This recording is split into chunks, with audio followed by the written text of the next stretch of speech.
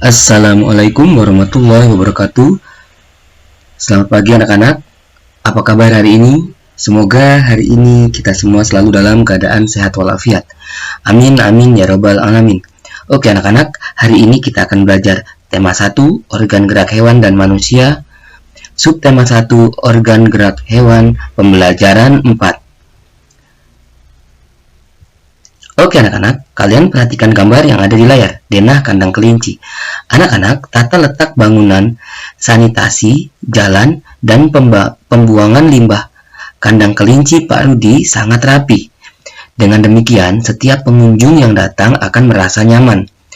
Sebelum membangun kandang kelinci, Pak Rudi telah mempersiapkan segala sesuatunya dengan membuat denah. Tahukah kamu apa itu denah?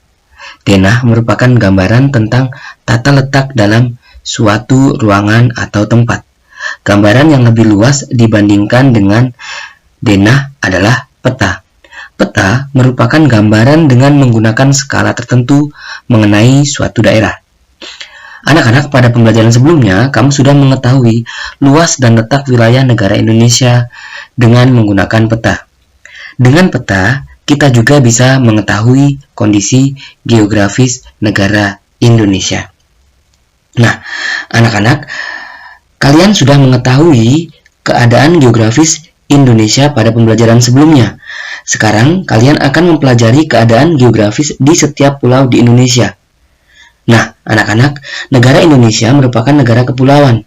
Terdapat lebih dari 17.000 pulau berukuran besar dan kecil berada di wilayah Indonesia.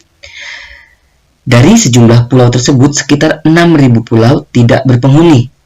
Beberapa pulau besar di Indonesia diantaranya yaitu Pulau Jawa, Kalimantan, Sumatera, Sulawesi, dan Papua.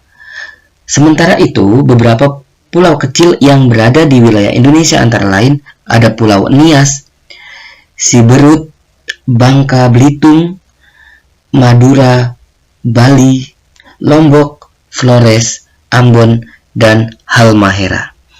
Oke anak-anak, berikut ini kondisi geografis wilayah Indonesia. Yang pertama yaitu keadaan geografis Pulau Sumatera. Kondisi geografisnya yaitu luas wilayah kurang lebih 473.481 km persegi dengan letak 6 derajat lintang utara sampai 6 derajat lintang selatan dan 95 derajat bujur timur sampai 106 derajat bujur timur. Batas wilayah utara Laut Andaman dan Teluk Benggala. Lalu batas wilayah timur Selat Malaka dan Selat Karimata dan Malaysia. Lalu batas wilayah barat Samudra Hindia, batas wilayah selatan Selat Sunda dan Pulau Jawa. Dengan kondisi alam perairan yaitu ada Sungai Musi, Sungai Batanghari, Sungai Asahan, Sungai Indragiri, Selat Malaka, Selat Karimata, Danau Toba, dan sebagainya. Lalu Gunung Merapi, Gunung Talang, Gunung Sinabung, Gunung Kerinci, Gunung Dempo, Gunung Leuser. Lalu datarannya yaitu dataran tinggi Batak, dataran tinggi Minangkabau, dan dataran tinggi Karo. Berikutnya yaitu keadaan geografis Pulau Jawa. Kondisi geografis yaitu luas wilayah kurang lebih 126.700 km persegi dengan letak 105 derajat sampai 115 derajat 15 menit bujur timur dan 15 derajat 15 menit sampai dengan 8 derajat 30 menit lintang selatan. Batas wilayah utara yaitu Laut Jawa, batas wilayah timur Selat Bali dan Pulau Bali, lalu batas wilayah barat yaitu Selat Sunda, dan batas wilayah selatan yaitu Samudra Hindia. Dengan keadaan alam perairan yaitu ada Sungai Bengawan Solo, Sungai Cisadane, Waduk Gajah Mungkur, Waduk Jatiluhur, Danau Kawah Kelut, dan Danau Ranau Kumbolo. Kemudian gunung, ada Gunung Merapi, Gunung Lawu, Gunung Merbabu, Gunung Slamet, Gunung Bromo, Gunung Cermai, Gunung Galunggung, Gunung Salak, dan sebagainya. Kemudian datarannya yaitu ada dataran tinggi Dieng, dataran tinggi Kandeng, dataran tinggi Bromo, dan sebagainya. Lalu berikutnya yaitu keadaan geografis Pulau Kalimantan. Kondisi geografis luas wilayah kurang lebih 743.330 km persegi dengan letak 109 derajat 15 menit sampai 118 derajat 30 menit bujur timur dan 4 derajat 15 menit lintang utara sampai 4 derajat lintang selatan. Batas wilayah yaitu untuk utara Malaysia, batas wilayah untuk timur Selat Makassar, batas wilayah barat Selat Karimata dan Laut Tiongkok Selatan, dan batas wilayah selatan yaitu Laut Jawa. Dengan keadaan alam perairan ada Sungai Mahakam, Sungai Barito, Sungai Kapuas, Danau Bambenan, Danau Bangkau, Danau Genali, Danau Ganting, Danau Melintang, dan sebagainya. Lalu gunung dengan Gunung Liang Pran, Gunung Raya, dan Gunung Sahwarner. Dataran yaitu dataran tinggi Muler, dataran tinggi Kapuas, dataran tinggi Sahwarner, dan dataran tinggi Meratus. Berikutnya yaitu keadaan geografis Pulau Sulawesi. Dengan kondisi geografis luas wilayah kurang lebih 174.600 km persegi. Lalu letaknya yaitu 118 derajat 30 menit sampai 120 derajat bujur timur dan 5 derajat lintang utara sampai 7 derajat 30 menit lintang selatan. Batas wilayah utara yaitu Laut Sulawesi dan Filipina. Batas wilayah timur Laut Maluku, Kepulauan Maluku, dan Laut Banda. Kemudian batas wilayah barat Selat Makassar dan Pulau Kalimantan, lalu batas wilayah selatan yaitu Laut Flores. Dengan keadaan alam perairan ada Sungai Poso, Sungai Lariang, Danau Air Hitam, Danau Jembawan, Danau Laut Realio, Danau Limau, Danau Tondano, Danau Poso, Danau Tempe, Danau Tauti, dan Pantai Losari. Kemudian gunung ada Gunung Awu, Gunung Bawah Karaeng, Gunung Dampai, Gunung Kelabat, Gunung Lokon, dan Gunung Lati Mojong. Kemudian datarannya yaitu ada dataran tinggi Bone, dataran tinggi Wajo, dataran tinggi Minahasa, dan dataran tinggi Bingkoku. Kemudian keadaan geografis Pulau Papua. Dengan kondisi geografis luas wilayah kurang lebih 425.297,90 km persegi, letak 129 derajat 45 menit sampai 140 derajat 05 menit bujur timur dan 0 derajat sampai 9 derajat 30 menit lintang selatan. Dengan batas wilayah utara Samudra Pasifik, batas wilayah timur negara Papua Nugini, batas wilayah barat Laut Seram dan Kepulauan Maluku, batas wilayah selatan Laut Arafuru. Dengan keadaan alam perairan Sungai Membramo, Sungai Baliem, Danau Sentani, Pantai Bosnik, dan Danau Iamur.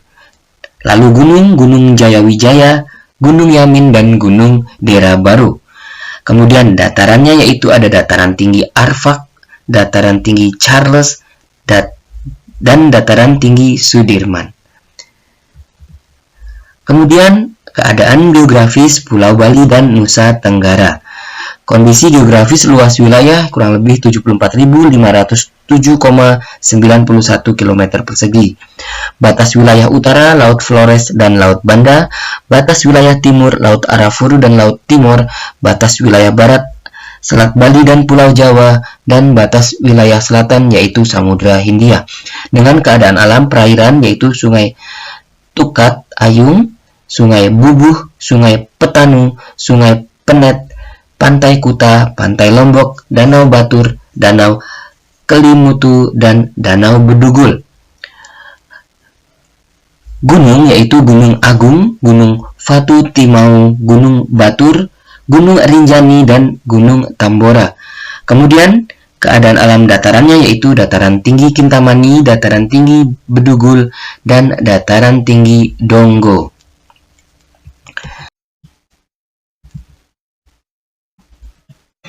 Anak-anak, luas, letak, dan kondisi geografis negara Indonesia merupakan modal dasar yang sangat penting bagi pembangunan nasional dan pemerataan hasil-hasilnya. Namun demikian, semua itu harus didukung dengan perilaku dan sikap positif yang sesuai dengan nilai-nilai luhur yang terkandung dalam sila-sila Pancasila. Anak-anak, sikap dan perilaku negatif yang bertentangan dengan nilai-nilai luhur yang terkandung dalam sila-sila Pancasila akan menjadi penghambat pembangunan nasional. Oke anak-anak, berikutnya kita akan pelajari gotong royong modal dasar pembangunan. Anak-anak, gotong royong merupakan modal dasar bagi terciptanya suasana kemasyarakatan yang harmonis. Gotong royong secara umum diartikan sebagai sikap tolong-menolong dan kerjasama antar warga dalam berbagai aktivitas. Dengan bergotong royong, masyarakat akan sering melakukan silaturahmi dan kerjasama, sehingga terjalinlah solidaritas. Seiring dengan munculnya rasa solidaritas inilah, akan muncul juga rasa empati dan simpati di antara masyarakat yang akan mempererat dan memperkuat hubungan masyarakat.